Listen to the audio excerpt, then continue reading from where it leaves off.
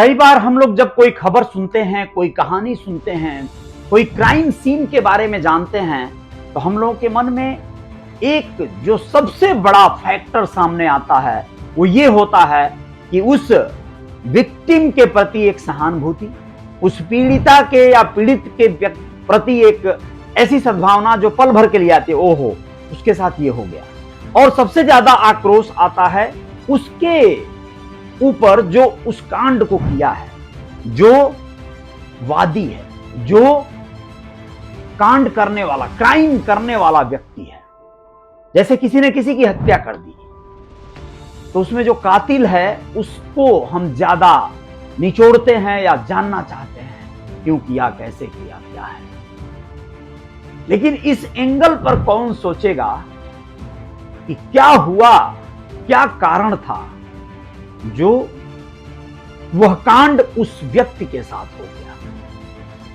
क्या वजह थी कि वह जिसके ऊपर वो गुजरा, वो वक्त गुजरा, किसी की हत्या हो गई, किसी के साथ दुराचार हो गया, तो आखिर क्या उसमें मूल वजह बना।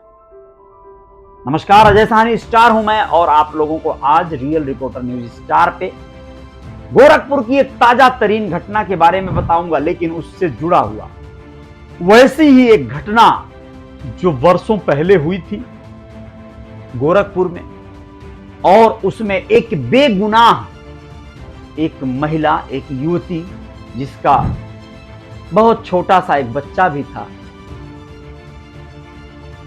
वो अपने बच्चे की परवरिश के लिए किसी की बातों में आकर सोनभद्र से चली आई गोरखपुर और यहां पर लाकर उसकी हत्या कर दी। 3000 रुपए की नौकरी करने के लिए वो यहां आई। वो अपने घर को पालने के लिए, अपने घर को चलाने के लिए, अपने बच्चे को पालने के लिए 3000 की नौकरी के नाम पर चली आई, एक भरोसे में आकर, एक ट्रक ड्राइवर के कहने पर। लेकिन उस ट्रक ड्राइवर को रुपए का लालच देकर किसी ने उस महिला को बुलाया था, सिर्फ इसलिए कि वो अपने गुनाहों पर पर्दा डाल सके, उस महिला की हत्या कर सके। सोचिए कितनी बेबस, लाचार रही होगी वो महिला, जो मात्र 3000 की नौकरी करने के लिए, महीने का 3000 पाने की उम्मीद लिए सोनभद्र से ट्रक में बैठकर गोरखपुर चली आई। क्या उसे आना चाहिए था? क्या उसे 3000 की नौकरी के लिए एक लंबी दूरी तय करना चाहिए था? क्या उसे किसी ऐसे अपरिचित व्यक्ति पर इतना आसानी से भरोसा कर लेना चाहिए था? क्या एक ट्रक ड्राइवर जैसे पेशे में रहने वाले व्यक्ति को उसे अपना परिचित भी बनाना चाहिए था क्या? कुल मिला जुलाकर मानता हूं कि गरीबी, बेबसी, लाचारी सबसे बड़ी कसूरवार है बड़े से बड़े अपराध को अंजाम दिलवाने में। लेकिन किसी भी बेबसी, लाचारी, मजबूरी को आप अपने ऊपर इतना मत हावी होने दीजिए कि आपकी जिंदगी जोखिम में पड़ जाए।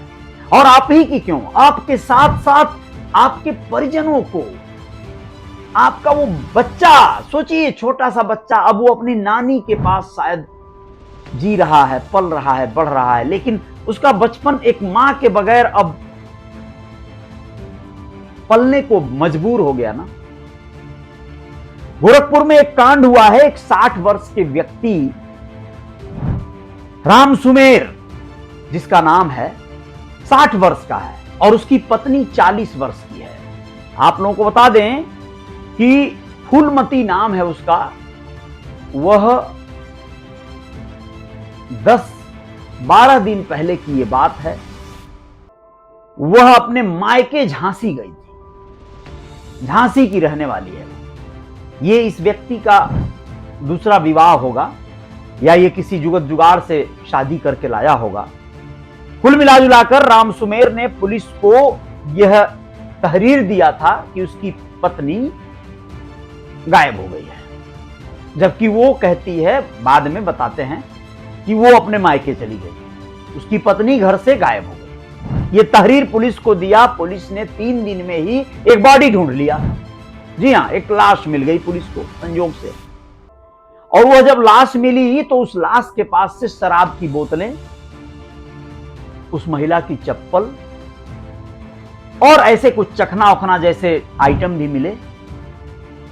अर्धनग्न अवस्था में वो महिला मिली।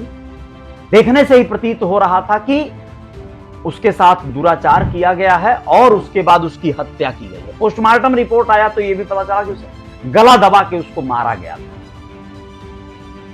आप लोगों को बताना जरूरी है कि जब वो महिला की शव मिली तो पुलिस ने राम सुमेर को बुला लिया कि आ जाओ भैया, देखो जरा कहीं तुम्हारी बीवी तो नहीं है ये। राम सुमेर जो 60 वर्ष का हो चुका है, आनंद फानन में पहुंचा और बोला हाँ ये मेरी बीवी है। अब समझिए आप लोग, क्या वो जानबूझ के ऐसा किया या फिर वो उसकी धुंधली हो रही आंखों ने पहचान न पाया, या उस महिला का जो स्थिति था, चेहरा था, लगभग फूलमती से मिल रहा था। जो कुछ भी हुआ यह बड़ा ही संदेहास्पद मामला है। इसको आप लोग समझेंगे तो समझ पाएंगे कि कितना गंभीर विषय है ये, कि एक महिला जो फूलमती की तरह दिखती थी, उसका पति जो कई वर्षों से उसके साथ रह रहा था, जाकर उसके शव की शिनाख्त करता है और कहता है ये मेरी पत्नी है। पोस्टमार्टम के बाद पुलिस उसे सौंप देती है शव को और ये ले आकर दाह संस्कार भी कर देता है। दाह संस्कार कर देता है, लेकिन जरा ठहरिए, उस महिला का मोबाइल लगातार चालू रहता है। इसलिए उसको पुलिस खंगालती है कि ये जो मिला है शव, आखिर इसकी हत्या हुई है तो इसके कातिलों का पता चल जाए। इसलिए उस महिला के पास जो नंबर था उसे पुलिस उस पर डायल कर रही थी, ट्रेस करने की कोशिश कर रही थी। उसका लोकेशन झांसी दिखा रहा था और लगातार उस नंबर से किसी युवक से बात हो रही थी। पुलिस वालों ने उस युवक के नंबर को ट्रेस किया और आप लोगों को बताना जरूरी है कि वो युवक पकड़ा गया। पकड़ा गया तो उस युवक ने जो कहानी सुनाई, जो बताया, वो बड़ी गजब की निकली। जी, आप लोगों को बताना जरूरी है कि 15 जून को वह मायके से घर आ रही थी, ऐसा वह मालूम पड़ा, मगर गोरखपुर नहीं पहुंची।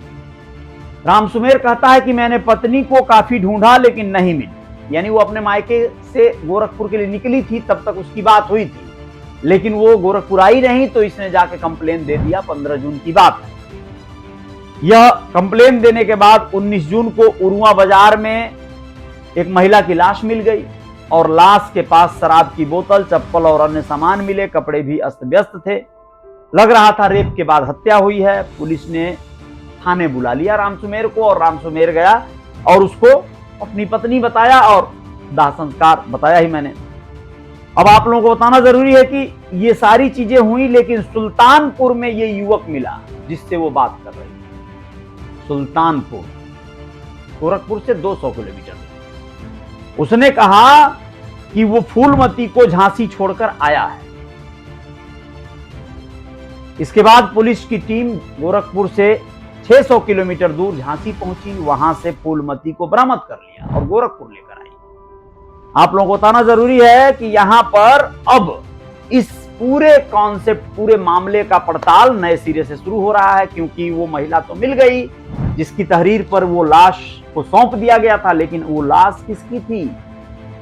अब उसकी शिनाख्त करना, उसका पता लगाना अब कितना पेचीदा हो गया। सोचिए, उसका दाह संस्कार कर गया।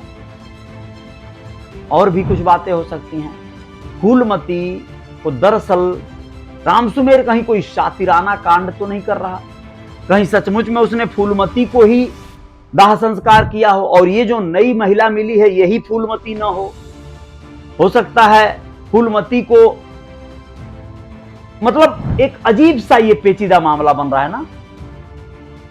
लेकिन अब आप लोगों को बताना जरूरी है, इसी तरह का कांड हुआ था, एक भयानक कांड। गोरखपुर के कूड़ा घाट का रहने वाला, सिंहड़िया में जिसका घर था, परिवार था, एक लड़का एक युवती को बगल में रहने वाली युवती को चाहता था और वह उसे लेकर फरार हो गया था।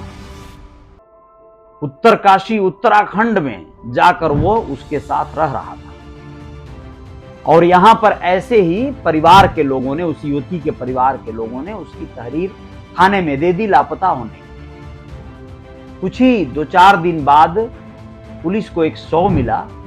शव का कपड़ा और गले में एक काला धागा देखकर उसकी शिनाख्त कर दिया परिजनों ने कि हाँ, ये हमारी बेटी है, और उसकी चेहरे को कुचल दिया गया था कि पहचान न पाए कोई। दाह संस्कार कर दिया इन लोगों ने, लेकिन इसकी हत्या का साजिश या हत्या करने का आरोप इन लोगों ने अपने पड़ोस में रहने वाले एक युवक पर लगा दिया था।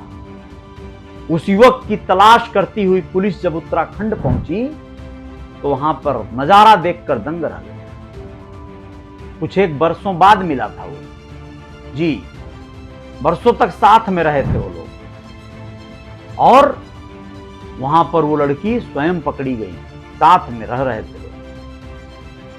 आप लोग बता दें कि जब उन लोगों ने ये बात कहानी सुनाई, सब लोग हैरान हो गए कि जब वो शिखा दुबे नाम की लड़की गोरखपुर कूड़ा घाट की फरार होकर उस युवक के साथ रह रही थी उत्तराखंड में, तो वो लाश किसकी थी?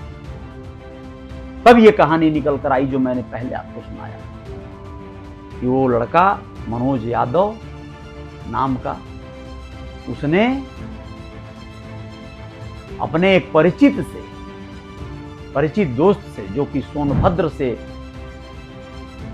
जिस तरह से गिट्टी या बालू मोरन आदि आता है, पत्थर आते हैं, उस पर ट्रक चलाता था, उसी के द्वारा वो सोनभद्र से एक गरीब महिला को, जिसके पति से उसका अनबन था और वो अपने बच्चे की परवरिश के लिए काम ढूंढ रही थी, 3000 रुपए की नौकरी के लिए वो गोरखपुर लेकर आया और गोरखपुर लाकर कुसमी जंगल में, यहां से शिखा दुबे वहां पहुंची और अपना कपड़ा निकालकर उसको पहनाए लोग, अपने गले में से धागा निकालकर उसको पहनाई और उसके बाद वो लोग मिलकर उसकी हत्या कर दी। उसके चेहरे को बुरी तरह से कुचल डाला गया ताकि पहचाना ना जा सके और फिर फरार हो गए लोग। और उसके हत्या के आरोप में कहीं दूर दराज, मतलब सोचिए, एक बेगुनाह बेवजह एक महिला मारी गई इन लोगों के प्यार के चक्कर। इसे प्यार कहते हैं? कौन है इसमें दोषी? इसी एंगल को कोई नहीं देख पाता है। जो हत्या करता है उसे पुलिस ढूंढती है, कानून अपनी गिरफ्त में लेती है, अदालतें हमारी सजा सुना देती हैं या नहीं सुनाती हैं, लेकिन सोचिए जो इसमें पिसता है, जो इसमें मरता है, उसके बारे में कोई नहीं सोच पाता। क्या व्यवस्था, क्या मजबूरी, क्या उसका भी दोष है? आप क्या कहेंगे कमेंट बॉक्स में बताइएगा।